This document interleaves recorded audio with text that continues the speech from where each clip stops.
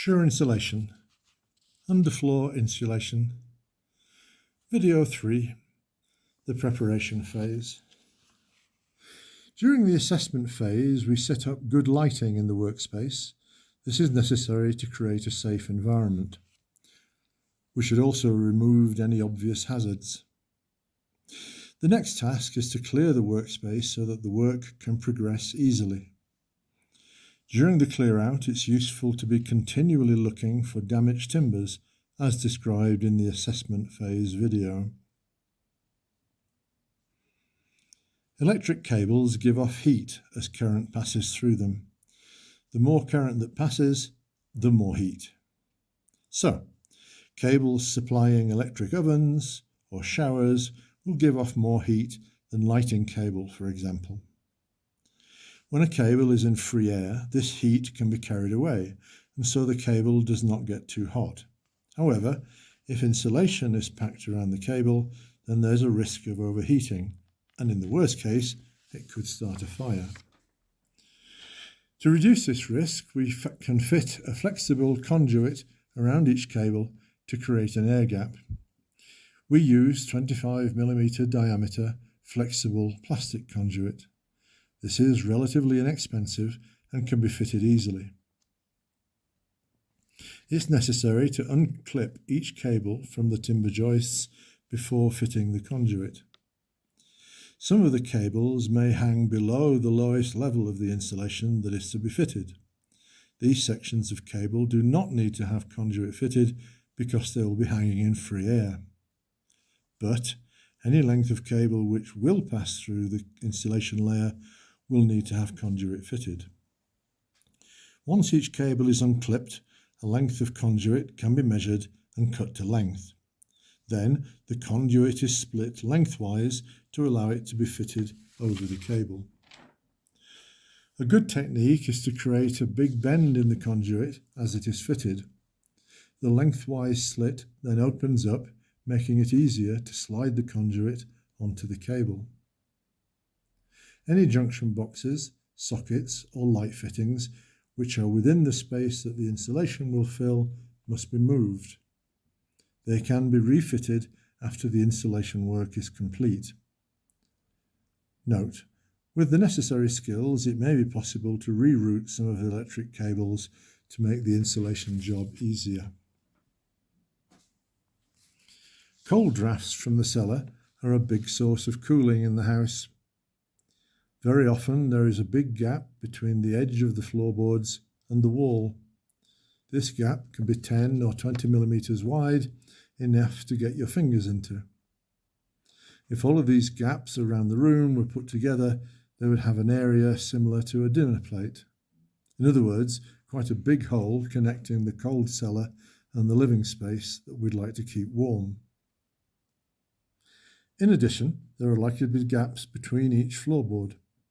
Even tight-looking joints where the tongue and groove is still intact will let cold air into the house when it's windy outside. Probably some of the floorboards will have been cut and lifted to allow the fitting of pipes and wires. Very often this leaves very big gaps between the floorboards. Where pipes and wires pass through the floor, there will be yet more gaps for cold air to flow through. All of these gaps must be sealed to prevent cold drafts getting into the house. To seal around the edge of the floor, we use expanding foam. This has the advantage that it easily fills irregular gaps up to 20 or 30mm. Because the tin of foam must be held upside down when in use, it is necessary to extend the length of the nozzle. This is so that the end of the nozzle will reach up to the gap at the side of the floorboards, even with the tin held upside down. We use a 200mm length of hosepipe securely taped onto the existing nozzle. With a steady trigger finger, it is possible to apply just enough foam to fill the gaps. Too much foam and it drips everywhere. Good protective clothing is certainly needed for this job, especially gloves. We have found gauntlet type gloves to be very useful. It's also important to ensure that the work area is well ventilated. The fumes given off from the tins of foam are not healthy. We use a P3 type face mat to reduce this issue, but we've found it's still necessary to take breaks after every second tin. Where there's a floor joist very near to a wall with a gap of 50 mm or less, we may decide to fill the entire space with expanding foam. This will create the necessary airtight seal and also form part of the insulation layer. We have found that by inserting a folded length of stiff plastic mesh provides a means of keeping the foam in place while it cures. Without the mesh, the foam will tend to simply fall out and be wasted. As a tip, we prefer to use adhesive foam rather than the regular expanding foam for these filling jobs. Although adhesive foam is a bit more expensive, it is much easier to apply and cures very quickly. There's usually a lot less wasted with this type of foam, which makes up for the cost difference. The gaps between each floorboard can be sealed with an inexpensive silicone sealant from below. It's important to choose a type which still has some flexibility when cured to allow for a bit of movement in the floorboards. We choose the colour white because it's easier to see which joints have been filled. Similarly, gaps around the pipes and wires going through the floor can be sealed with silicone sealant. For the larger gaps between floorboards, it's necessary to bridge each gap with a strip of wood. We have found that 4 mm plywood cut into 40 mm wide strips is perfect for this job. The plywood can easily be snapped to create the right length of strip for the gap to be bridged. Silicone sealant is applied continuously around the edge of the wood strip and it is then pushed into position. Any remaining gaps can be filled with more silicone sealant. All pipes in a cellar, apart from gas pipes, need to be insulated. This is especially true for hot water and central heating pipes because they will otherwise lose a lot of heat into the cold cellar. Cold water pipes must also be insulated to reduce the risk of freezing in very cold weather. In a cellar or subfloor void, it can be difficult to tell which of the pipes are for which purpose. A very good piece of preparation work is to trace each pipe from its starting point and then add a coloured tag along its length to indicate its function.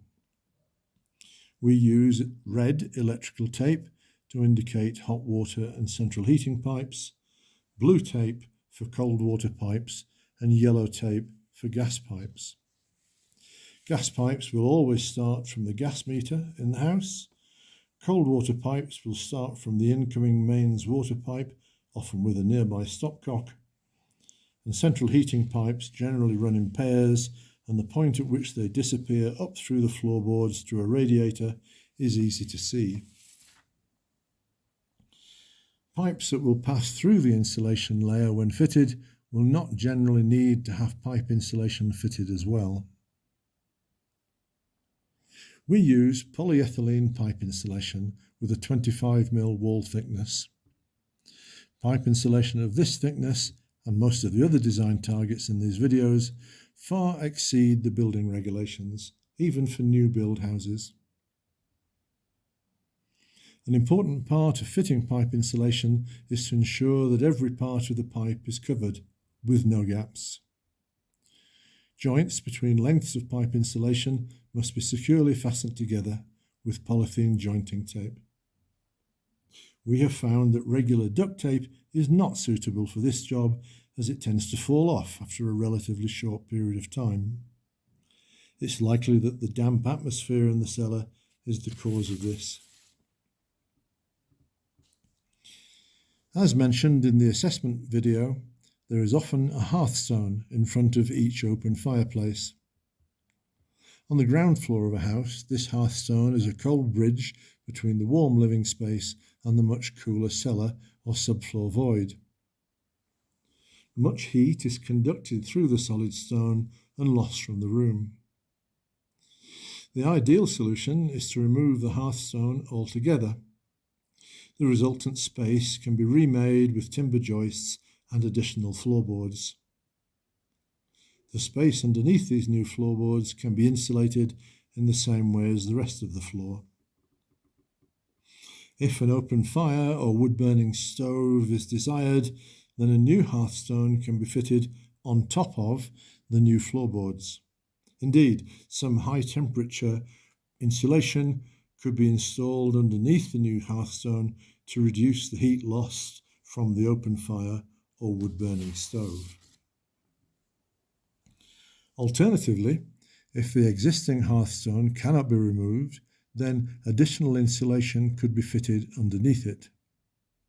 A PIR rigid board insulation, like Kingspan or Celotex, has twice the insulation performance for the same depth of material as glass wool.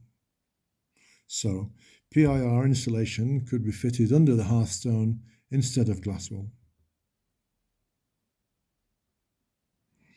All of this preparation work is very necessary if the insulation is to have its full effect. A bit like decoration jobs, the preparation work can take the majority of the time of the whole project. Good luck and stay warm.